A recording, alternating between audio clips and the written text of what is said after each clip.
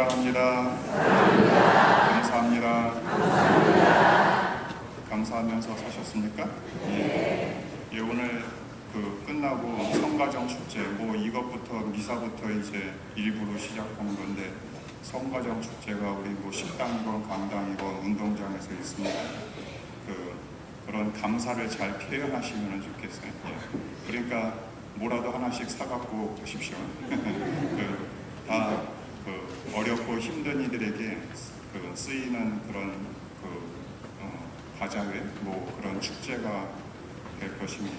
아마 저녁 늦게는 또 청년회에서 또 식당에서 또 이렇게 또 맥주 마시는 그런 것까지 해갖고 이제 축제를 그렇게 마치려고 합니다. 하여간 우리 신자분들이 다 십시일반 참여하셔서 좋은 축제가 되시기를 바랍니다. 그런데 사실 저는 없습니다. 저는 미사 끝나자마자 오늘부터 관구관에서 관구회의가 수요일까지 있습니다. 그런데 또 제가 똑똑하지도 않은데 잘생겼다는 이유로 제가 운영위원장을 맡아갖고 그거 때문에 제가 일찍 가야 합니다. 하여간 올해 시작할 때부터 관구회의 때문에 돌아가지 않는 머리 싸매고 준비하느라고 고생했었습니다. 하여간 그러므로 또 우리 신자분들도 관구회의가 잘 되게 해달라고 그렇게 묵주기도 좀 해주시면 좋겠다 싶습니다. 이거는 뭐냐면은 로마 본부로 이제 우리 한국 우리 관구에서 어떤 것을 할 것인가 이제 총장님께서 주제는 주셨는데 3가지 주제를 주셨는데 그것에 있어서 저희 관구 의견을 보내는 겁니다. 그러면 내년 3월달인가 그때부터 3달 동안 로마에서 저희 살레시오 수도회가 132개국에 나가 있는데 그 132개국의 관구장이랑 대표들이 모여서 3달 동안 회의를 로마 본부에서 하게 그렇게 되어 있습니다. 그래서 저희에게는 무척 중요한 일입니다. 이게 6년마다 있는 건데 이제 올해 그 준비를 하는 해입니다. 하여간 그래서 기도 좀 잘 되게 해달라고 기도를 부탁드립니다. 사실은 기도를 부탁드린다라는 게 오늘 복음의 주제이기도 합니다. 즉 성령께서 임하셔서 우리 멍청한 신부들에게 지혜를 주십사고 그렇게 청하는 기도를 해주십사라는 겁니다. 오늘 복음에서 예수님께서 우리에게 평화를 주신다고 하셨는데 이거는 세상이 주는 평화와는 다르다라고 그렇게 표현하십니다. 세상이 주는 일시적인 평화와 불안정한 평화와는 본질적으로 다른 영원하고 참된 평화를 주시겠다고 예수님께서 약속하셨습니다. 예로부터 사람들은 평화로운 세상을 만들기 위해서 열심히 노력합니다. 지금도 마찬가지입니다. 안 좋은 평화를 만들려고 노력하는 사람은 없죠. 다 그렇기 때문에 전쟁도 치러야 하고 이렇게 저렇게 재물도 쌓아야 합니다. 다 그렇게 노력하면서 평화를 찾으려고 합니다. 이런 인간의 평화를 위한 노력에 비해서 예수님께서 말씀하시는 평화는 다른 것입니다. 예수님이 가르치신 평화는 생명을 바쳐서 사랑하여야 하는 평화이고 사랑을 실천해야 하는 평화입니다. 그리고 또 중요한 것은 그리스도 안에 머무를 때 만들어지는 평화입니다. 주님과 함께 머물지 않으면 이 참된 평화는 결코 만들어질 수가 없습니다.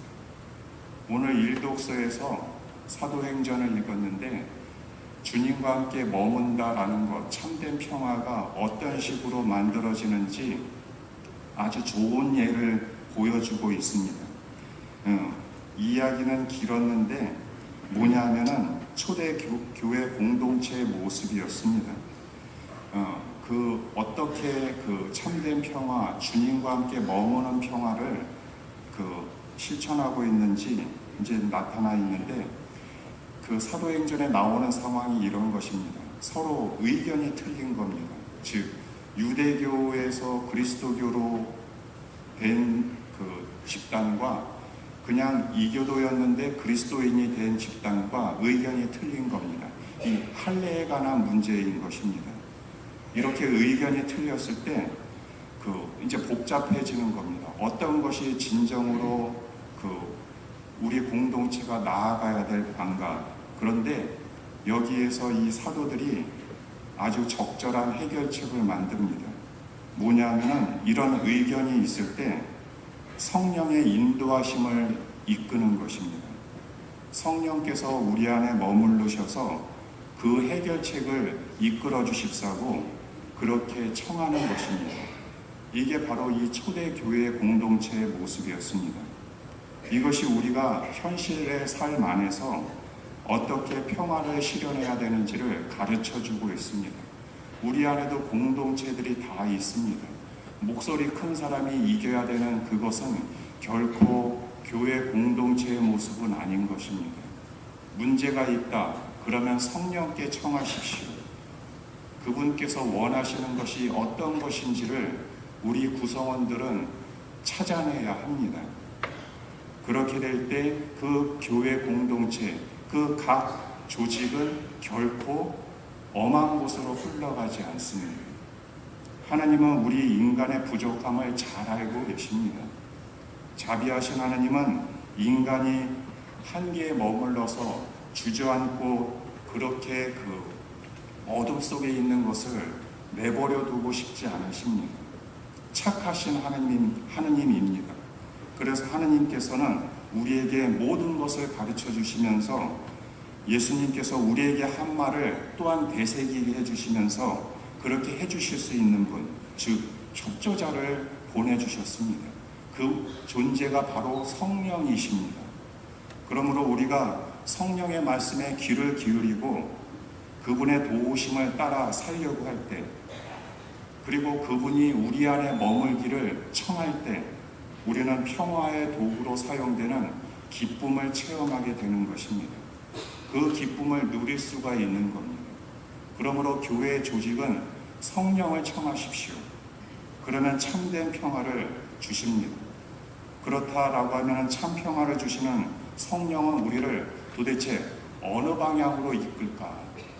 좋은 방향일 텐데 그 방향은 무엇이겠습니까? 그것은 바로 예수님께서 사셨던 모습과 같은 방향입니다. 제자들과 초기 교회는 성령께서 인류의 삶을 변화시키고 새로움으로 이끄신다라는 것을 깨달았습니다. 예를 들어서 마리아가 예수를 잉태한 것도 성령이 하신 새로운 일이었고, 예수님이 공생활을 시작한 것도 성령의 인도를 받아 하신 새로운 일이었습니다. 그리고 예수님을 주님으로 부르는 이 교회가 발족된 것도 성령 강림과 더불어서 일어난 새로움이었습니다. 예수님의 시대에 유대교 사회는 어땠습니까?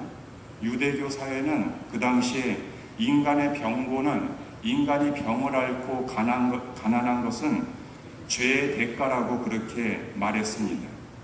그러면서 가난한 이들과 병자들을 외면하였습니다. 그러나 예수님은 어땠습니까? 예수님은 그들을 고쳐주시고 그들과 함께 머물렀습니다. 그리고 그들에게 다시 삶의 현장으로 돌아갈 수 있도록 지혜를 주시고 기적을 내려주셨습니다. 예수님이 하신 이러한 일들은 유대교 사회에서는 완벽하게 새로운 일이었습니다. 새로움이었습니다.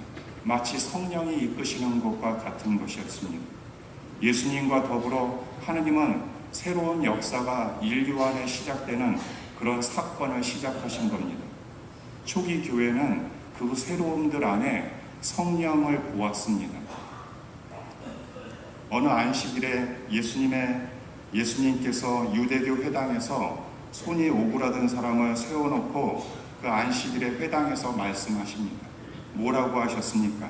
안식일에 선한 일을 해야 합니까? 악한 일을 해야 합니까?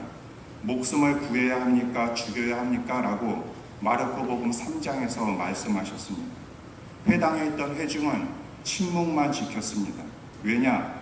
안식일은 하느님의 날이라 인간은 자기 노동을 하지 말아야 합니다.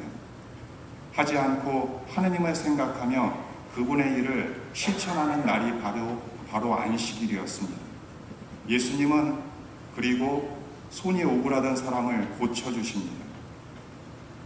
그리고 예수님은 말씀하십니다. 안식일은 사람의 생명을 구하는 선한 일이 일어나는 날이라고. 그것이 바로 하느님의 일을 하는 날이다. 이것이 바로 새로움이었습니다. 예수님을 반대하고 비난했던 유대교 기득권자들은 병든 이들을 위해 수고하려고 하지 않았습니다. 가난한 이들을 위해 희생하려고 하지 않았습니다. 그들은 하느님이 버린 이들이라고 우리도 또한 그들을 버려야 한다라고 믿었습니다. 유대교 기득권자들이 억누르면서 만들어낸 평화는 바로 거짓 평화입니다. 그러므로 교회는 힘으로 만들어지는 교회가 아닌 것입니다. 교회는 성령의 이끄심으로 만들어지는 교회입니다. 그러므로 사제건 아니면 모임의 책임자이건 그 모든 교회의 조직은 자칫 잘못하면 사탄의 하수인이 되는 편에 설 수도 있는 것입니다. 즉, 자기가 똑똑하니까 내 말을 들으라 라고 하는 것은 자칫 잘못하면 사탄의 일을 하는 것일 수도 있습니다. 교회 조직은 그러므로 앞에서 이야기한 것처럼 성령을 청해야 합니다. 성령은 참 평화는 어디를 향하는 것입니까? 참 평화는 바로 하느님의 나라를 완성하는 곳으로 향하고 있는 겁니다. 내가 똑똑한 것을 보여주는 것이 참 평화가 아니라 교회는 하느님의 나라를 지향하는 것입니다. 그러므로 우리 그리스도인은 부활의 빛을 삶으로 보여줘야 합니다. 하느님의 나라를 보여줘야 한다라는 것이죠. 그렇게 하기 위해서 하느님은 우리를 불러주셨습니다. 평화의 도구로 불러주십니다. 그리고 평화의 도구로 불러주시면서 또한 성령을 우리에게 보내주셨습니다. 따라서 우리는 모든 것을 알아들을 수 있습니다. 가르침을 받을 수 있습니다. 2000년 전에 예수님을 우리 2019년 오늘에 우리는 체험할 수 있고 배울 수 있는 겁니다. 그리스도의 모든 말씀을 우리는 되새길 수 있는, 지금 이 시대에 다시 새로운 복음을 우리는 알아들을 수 있는 겁니다. 성령을 통해서. 대신 성령을 받아들여야 합니다. 성령을 우리 삶 속에 모실 준비를 해야 합니다. 이것이 사실 중요합니다. 저도 오늘 제2실에서 제1을 읽고서 한참 동안 성령을 청하는 기도를 했습니다. 부족한 제 입에서 나온 말이 아니라 하느님의 말씀으로 성령께서 저에게 당신을 통해서 말하게 해달라고 성령을 청했습니다. 그렇게 생각하지 않으면 누가 나옵니까? 내 주둥아리가 나오겠죠. 내 사탄의 말이 나올 수도 있는 거예요. 내 고집스러운 나의 억눌린 심리가 나올 수도 있는 것이죠. 그러므로 우리의 삶 속에 성령을 모실 준비를 해야 합니다. 이제 부활절은 마무리되고 있습니다. 이제 예수님은 하늘로 가십니다. 다음 주가 주님 승천 대축일이죠. 그러면 우리는 뭘 합니까? 제자들이 처음에는 그렇게 생각해요. 그런데 성령이 제자들에게 내려와서 성령이 이끌어 주시고 사도들은 그 힘으로 세상 밖으로 복음을 전하러 나아가죠. 그러므로 이번 한 주간 부활의 축제를 마무리하면서 평화의 빛을 전하는 평화의 도구가 될 수 있도록 성령께서 오십시오 라고 우리 모두 기도하면서 이 미사를 계속 진행하도록 합시다.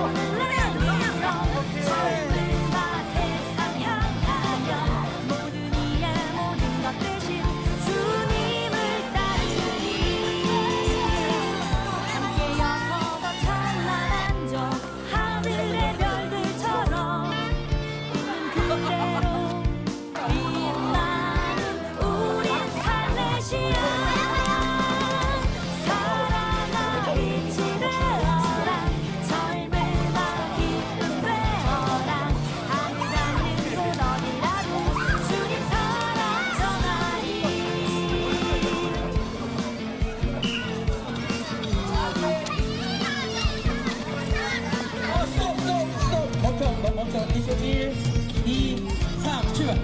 뛰면 안 돼.